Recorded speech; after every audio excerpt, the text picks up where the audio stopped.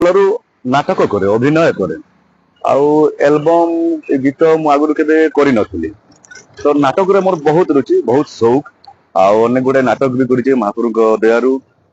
ଭଲ ଭଲ ଲୋକମାନଙ୍କ ସହିତ କରିଛି। ତାପରେ ଦିନେ ଏଇଟା ଯେମିତିକି ଆପଣ ମାନେ ଜାଣିଛନ୍ତି 1995 ମସିହାରେ ଗୀତ ରେକର୍ଡିଂ ହେଇଥିଲା ଆଉ 2004 ମସିହାରେ ଏହାର ସୁଟିଂ ହେଇଥିଲା ଗୀତ ହିସାବରେ। ତ ଏହାର ନିର୍ଦ୍ଦେଶନା ଯିଏ ହେଇଥିଲେ ଦାଦା ମାନଭଞ୍ଜନ ନାୟକ, ସେ ମତେ ହଠାତ୍ ଦିନେ ଗୋଲବଜାର ପାଖରେ ଭେଟିଲେ। ରାସ୍ତାରେ ସେଠି ଯାଉଥିଲେ, ମୁଁ ଯାଉଥିଲି। ତ କହିଲେ ଭାଇ ତମେ ବାଳ ବଢେଇଛ ଆଉ ନିଶ ଏମିତି ବଢେଇଛ, ଗାଉଁଲିଆ ପରି ଦିଶୁଛ, ଭଲ ଗୋଟେ ରୋଲଟେ ଅଛି, କରିବ କି? ଅମକ ଭଲ ଗୋଟେ ରୋଲଟେ ଅଛି, କରିବ କି ବୋଲି। ତ ମୁଁ କହିଲି ହଉ ଠିକ ଅଛି ଦାଦା ଦେଖିବା।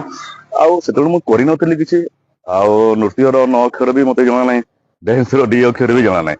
ତ ମୁଁ ଦାଦା ଡ୍ୟାନ୍ସ ନାହିଁ, ସେଟା ହବ ସବୁ, ଆକ୍ଟିଂ ଅଛି। ତାପରେ ମୁଁ କଲି।